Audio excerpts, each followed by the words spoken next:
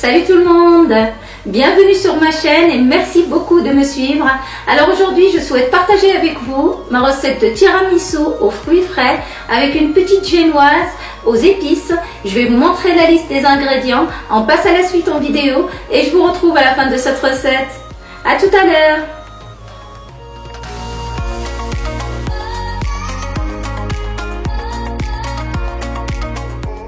Je vais commencer la recette par préparer la génoise.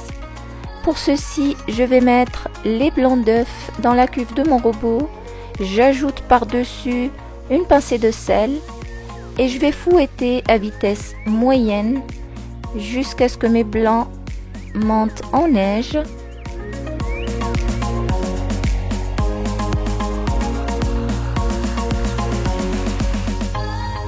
Dès que je vois que mes blancs d'œufs commencent à devenir plus fermes, j'ajoute le sucre sans arrêter de fouetter. J'ajoute ensuite les jaunes d'œufs et je laisse fouetter encore pendant quelques minutes, à peu près 7 à 10 minutes. Pendant ce temps, je vais tamiser la farine, la fécule de maïs, la poudre à lever, le gingembre et la cannelle. J'ai choisi une génoise épicée pour cette recette parce que j'aime bien le mélange avec les fruits frais.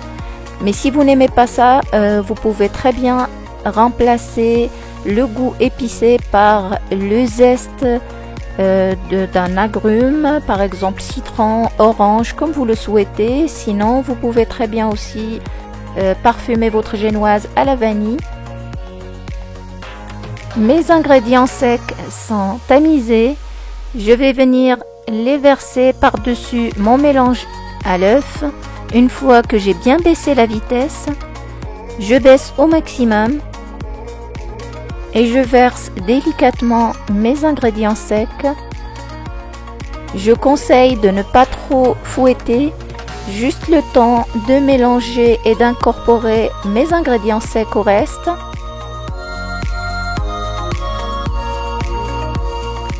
Voici ce que l'on obtient, une préparation bien crémeuse.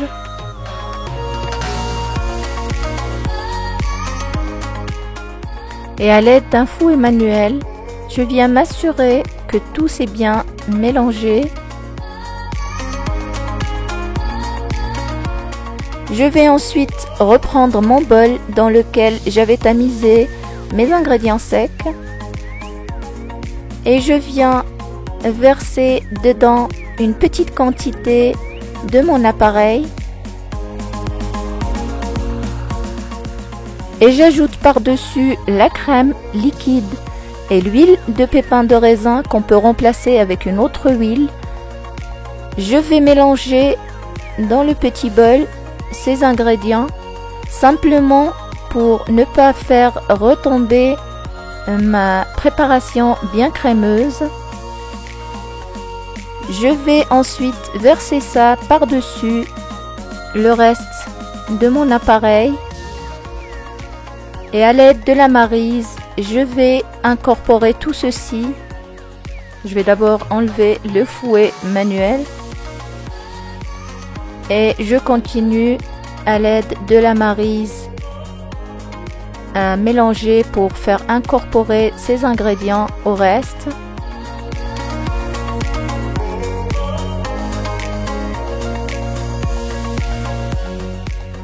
Je vais ensuite verser mon appareil à génoise dans une plaque chemisée. Je vous ai mis dans le descriptif en bas les dimensions de ma plaque.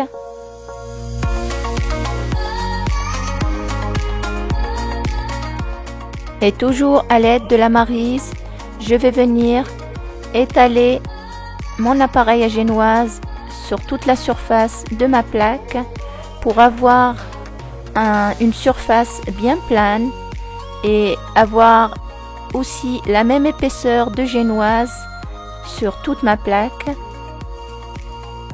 Et dans un four que j'ai préchauffé à 175 degrés, je fais cuire ma génoise pendant 15 minutes avec en dessous un bol d'eau bouillante, simplement pour avoir une génoise plus moelleuse. À la fin de la cuisson, ma génoise est bien dorée. Je vais la sortir du four, je l'enlève de la plaque.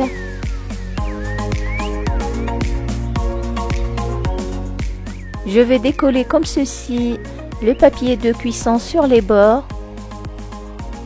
Je couvre ensuite avec une serviette propre et je retourne la génoise par-dessus. J'enlève ensuite délicatement le papier de cuisson et je laisse la génoise bien refroidir par-dessus la serviette. Je prends ensuite un emporte-pièce dont la taille est affichée dans le descriptif en bas à côté des ingrédients. Je commence à couper comme ceci des petits disques de génoise. Voici ce que l'on doit obtenir. Je réserve et je passe à la préparation de la mousse au mascarpone.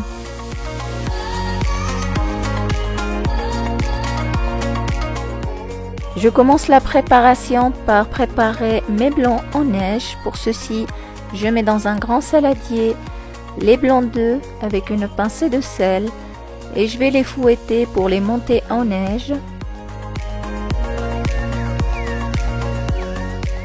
Je commence à fouetter à vitesse lente et j'augmente la vitesse toutes les 30 secondes jusqu'à vitesse maximale. Dès que mes blancs deviennent bien mousseux et doublent de volume, j'ajoute le sucre. Pour les blancs d'œufs, je vais utiliser la moitié du sucre dont j'ai besoin pour cette recette et je garde l'autre moitié du sucre pour les jaunes d'œufs. Voici ce que l'on doit obtenir. Des blancs en neige bien fermes. Je vais maintenant les réserver et je passe à la préparation des jaunes que je vais mettre dans un grand saladier. J'ajoute par-dessus une pincée de sel. Je vais les détendre un peu à l'aide de mon batteur électrique et j'ajoute par-dessus le restant de sucre tout en continuant à battre. Je vais les blanchir, c'est-à-dire les battre jusqu'à ce que le mélange devienne plus crémeux et ferme et aussi il change de couleur, il s'éclaircit. Je vais ensuite prendre le citron vert et je vais le râper pour récupérer le zeste. Il faudra faire attention à prendre que la partie fine sur le dessus sans prendre la partie blanche qui risque d'amener de l'amertume.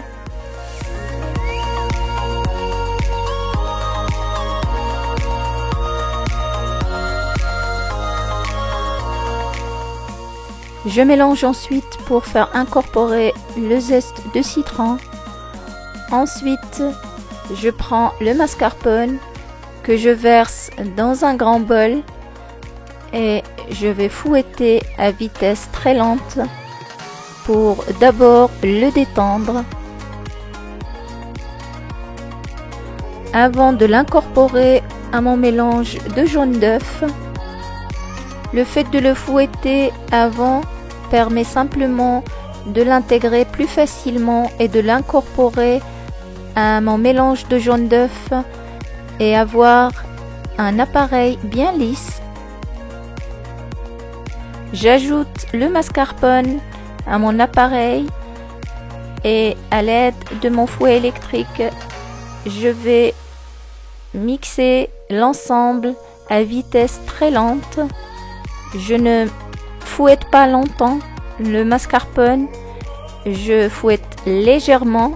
Ensuite, je m'assure que tout s'est bien mélangé à l'aide de la maryse.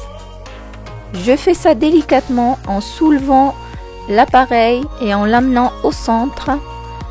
Vous remarquerez déjà que la texture est bien mousseuse avant qu'on intègre dedans les blancs d'œufs, ce qui rend cette recette très légère à la dégustation.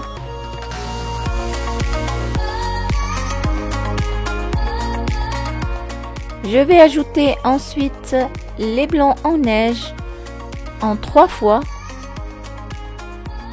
et je mélange à l'aide de la maryse délicatement, toujours en soulevant l'appareil comme ceci, jusqu'à ce que j'incorpore tous les blancs en neige. Ma mousse au mascarpone est prête. Voici ce que l'on doit obtenir. Je vais la transférer dans une poche à douille. Je réserve au réfrigérateur et je vous invite à suivre la liste des ingrédients qu'il faudra pour le montage de mes tiramisu de fruits frais.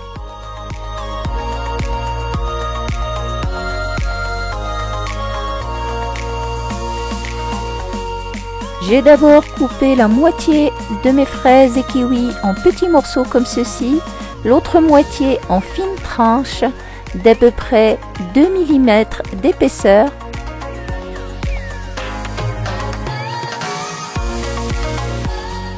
Pour les fraises, je les ai d'abord équeutées, ensuite je les ai coupées de cette manière-là.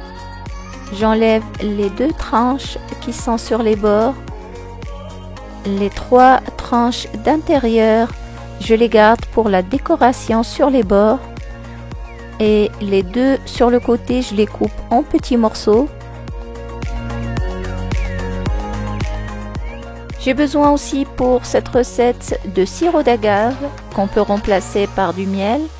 J'ai besoin aussi d'un café fort dans lequel j'ai mélangé quelques gouttes d'arôme d'amande amère. Je vais comme ceci mettre l'équivalent d'une petite cuillère dans chaque fruit. Donc c'est les petits morceaux de fruits. Je mélange bien.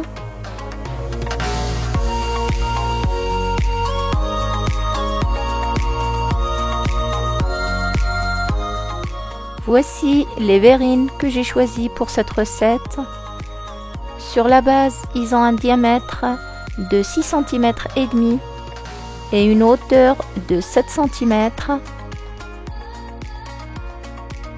Je vais commencer par prendre un disque de génoise que je place au fond de mes verrines comme ceci. Ensuite, je vais placer les tranches de fraises tout autour de ma génoise de cette manière-là.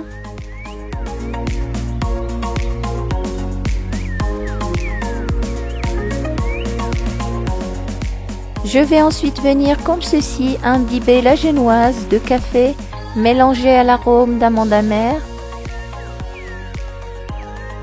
Je vais ensuite venir comme ceci mettre une première couche de mousse au mascarpone que je vais à l'aide d'une petite cuillère bien étalée pour combler justement le vide qu'il y a entre les tranches de fraises et en même temps creuser un petit pli au centre dans lequel je vais venir placer les petits morceaux de fraises mélangés au sirop d'agave.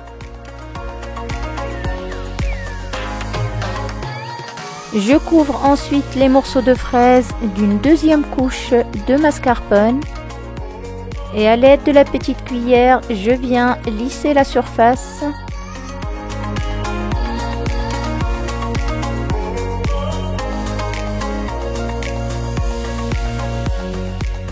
J'ajoute sur le dessus quelques petits morceaux de fraises comme ceci. Ensuite, je vais râper le zeste de citron vert pour plus de fraîcheur.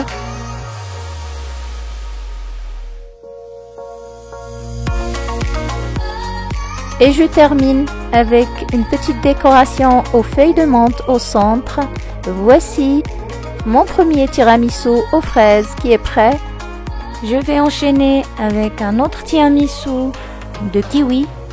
Je vais commencer de la même manière en mettant un disque de génoise au fond de ma verrine. Je vais ensuite l'entourer de tranches de kiwi.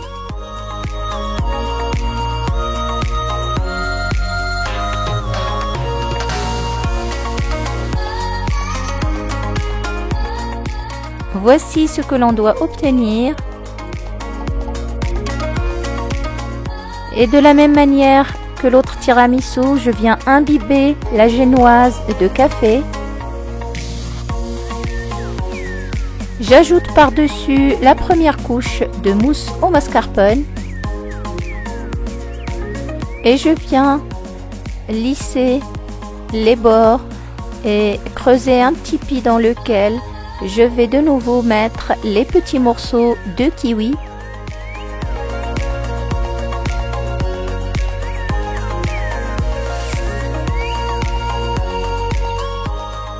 Je couvre ensuite d'une deuxième couche de mousse au mascarpone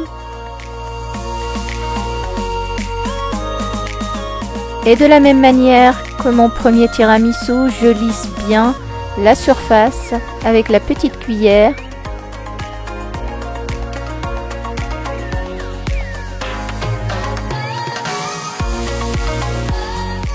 J'ajoute des petits morceaux de kiwi sur le dessus. Je râpe aussi le zeste de citron vert.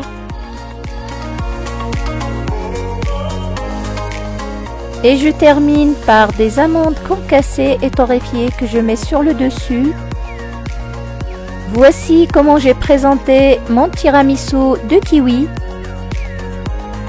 Vous pouvez faire la même chose avec d'autres fruits de votre choix.